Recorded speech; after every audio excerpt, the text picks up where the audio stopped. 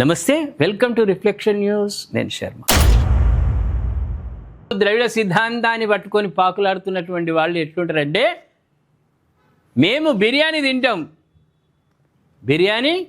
తింటాం కానీ దానికి కావలసినవి అవసరం లేదు, దాంట్లో వేసుకోవలసినవి ఎక్స్ట్రా ఐటమ్స్ మాకొద్దు. వాడు ఒక్కడే బిర్యానీ తింటాడు, కానీ దీనివల్ల ఉపయోగం ఉందా అనేది తెలియదు. ఇప్పుడు కొన్ని కాంగ్రెస్ ప్రభుత్వాలు రాష్ట్రాలలో ఉన్నటువంటి వాళ్ళు, అదేవిధంగా అందులో ఆ కోవకు చెందినటువంటి విజయ్ తమిళనాడు ముఖ్యమంత్రి కూడా ఏమంటుండే, మహిళా బిల్లుకు మేము ఓకే, ఎందుకంటే మహిళలు బిందెలు పట్టుకొని వచ్చి తోముతారని మహిళా బిల్లుకు ఓకే. కానీ పార్లమెంట్లు సీట్లు పునర్విభజన, నియోజకవర్గ పునర్విభజన వద్దు అంటే 33% రిజర్వేషన్లు కావాలి అంటారు. మరి పార్లమెంటు స్థానాలు పెంచకుంటే ఎట్లయితుంది? ప్రేక్షకులారు ఒక్కసారి మహిళా తల్లులు ఉన్నారు, మా రిఫ్లెక్షన్ ప్రేక్షకులు, ఒక్కసారి మీరు ఆలోచించండి. రిజర్వేషన్లు అంటే అమలు కావాలంటే సీట్ల స్థానం పెంచాలన్నా వద్దా? లేదంటే ఇక్కడ ఏమైతే అరకొరాయిగా ఈ 33% సక్సెస్ కాదు. పాత వాళ్ళు ఉంటారు, పాత పార్లమెంట్ వాళ్ళు, వాళ్ళ భార్యను నిలబెడతాడు. 33%లో వాళ్ళ భార్యను నిలబెడతాడు, కానీ అందరికీ వేరే వాళ్ళకి అవకాశం రాదు. అంటే తింటే నేనన్న తినాలి. ఒకవేళ మహిళా రిజర్వేషన్ అయితే నా భార్యనే తినాలి, లేకుంటే కోడలు, ఇప్పుడు మోపోయింది ఇక కోడలు నిలబెడుతున్నారు రిజర్వేషన్లలో. కాబట్టి ఇవి వ్యతిరేకులు వీళ్ళు. ఏమంటాడు ఈయన, అసెంబ్లీ సమావేశంలో భాగంగా తమిళనాడు ప్రభుత్వం వరుస తీర్మానాలు ప్రవేశపెడుతోంది. మొన్న రాష్ట్ర గీతం, నిన్న నీటు, నేడు డీలిమిటేషన్ తీర్మానాలు తీసుకొచ్చింది. నియోజకవర్గాల పునర్వ్యవస్థీకరణ కోసం కేంద్రం తీసుకొచ్చిన బిల్లును వ్యతిరేకించింది. ఇక రిజర్వేషన్లు వ్యవస్థీకరణ ఉండకుండా రిజర్వేషన్లు అమలు చేయాలంటే ఏమైనా ఉన్నదా? మీ ఆలోచన ఏంది?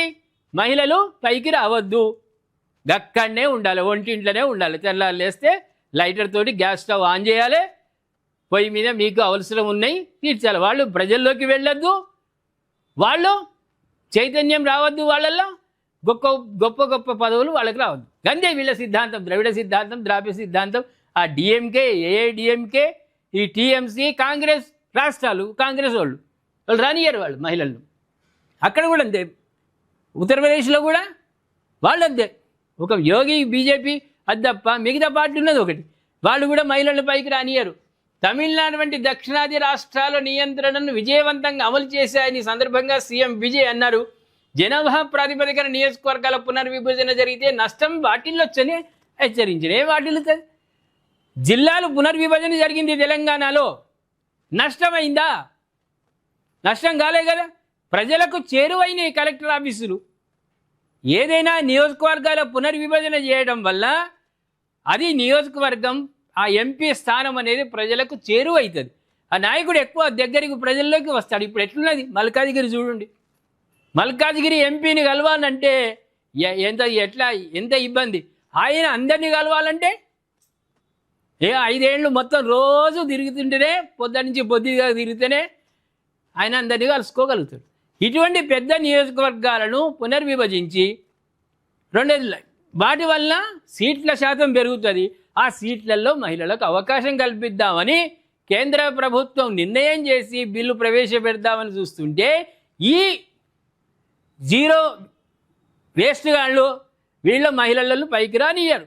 భూకదంపుడు ఉపన్యాసాలు ఇస్తారు. భార్యను కొట్టినోడు, రాత్రి కొట్టినోడు తెల్లారి మహిళా దినోత్సవం రోజు మహిళల గురించి గొప్పగా మాట్లాడే ప్రబుద్ధులు, దరిద్రులు ఉన్నటువంటి ఈ రోజులు, అందులో వీళ్ళు ఉదాహరణ. కాంగ్రెస్ ప్రభుత్వాలు, రాష్ట్ర ప్రభుత్వాలు, విజయటువంటి నాయకులు, ఏఐడిఎంకే, డిఎంకే బాపతి గారు. కాబట్టి మీరేమంటారు ప్రేక్షకులారా? విజయ్తో ఏకీభవిస్తారా, ఏకీభవించరా? పునర్విభజన జరగాలి, ఆ బిల్లు ఆమోదం పొందాలి, మహిళా బిల్లు ఆమోదం పొందాలి, అంతే కదా.